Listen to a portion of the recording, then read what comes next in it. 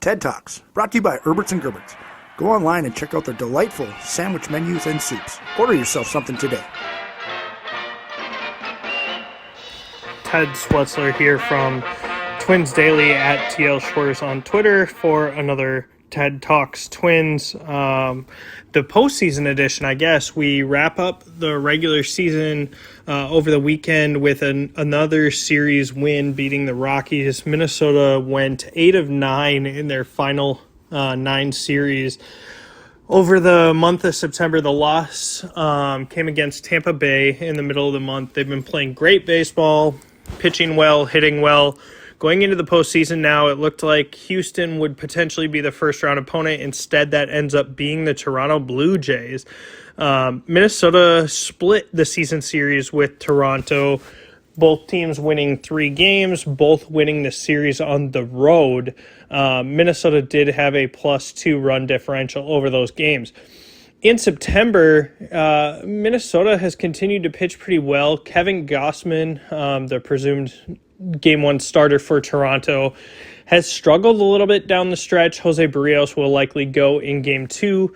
If there is a Game 3 necessary, I could see Toronto going with Yusei Kikuchi or Hyunjin Ryu just to throw a lefty against Minnesota's lineup. They do also have free agent starter Chris Bassett that they signed this offseason from the Mets.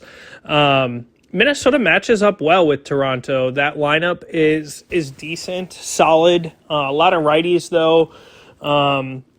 Minnesota will see, obviously, Bo Bichette, Vladimir Guerrero Jr., Matt Chapman, George Springer. There's some talent in that team, but this is a very winnable series. Obviously, Minnesota gets all 3 games at Target Field. It'll be the first postseason series that they're hosting with fans since 2019. The wild card series with the Astros in 2020 was that 3-game series, but obviously no fans in attendance.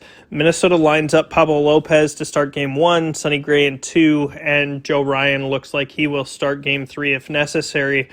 The big question marks for the Twins are on the roster. I can say with almost certainty that Byron Buxton will not be on the postseason roster. Just not enough time for him to get ready. He's not going to come back as a designated hitter and interrupt the flow of the lineup. He would probably be considered a pinch hitting option.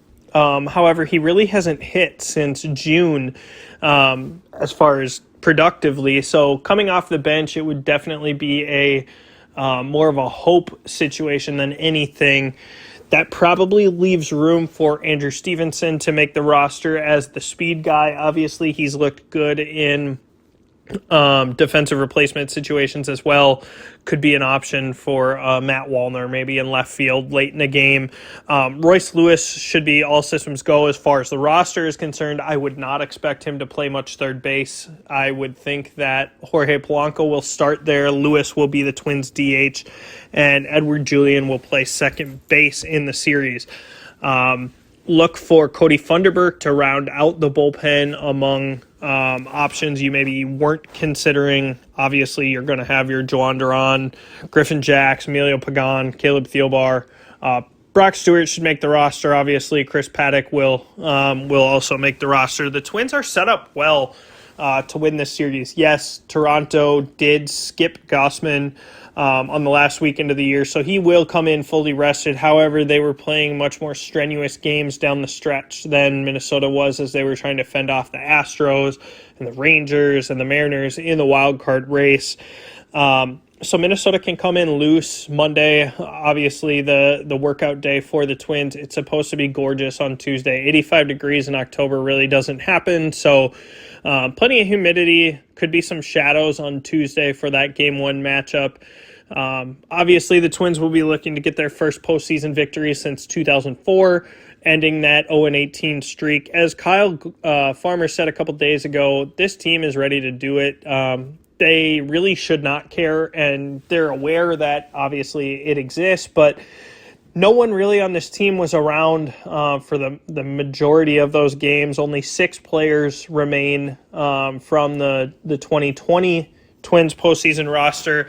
This team has an opportunity to make noise, and the postseason draw is pretty favorable for them. If they hold serve against the Blue Jays, they would then travel to Houston and face a little bit of a watered down Astros team. They wouldn't see a American League leading Baltimore Orioles team until the ALCS if they both make it there.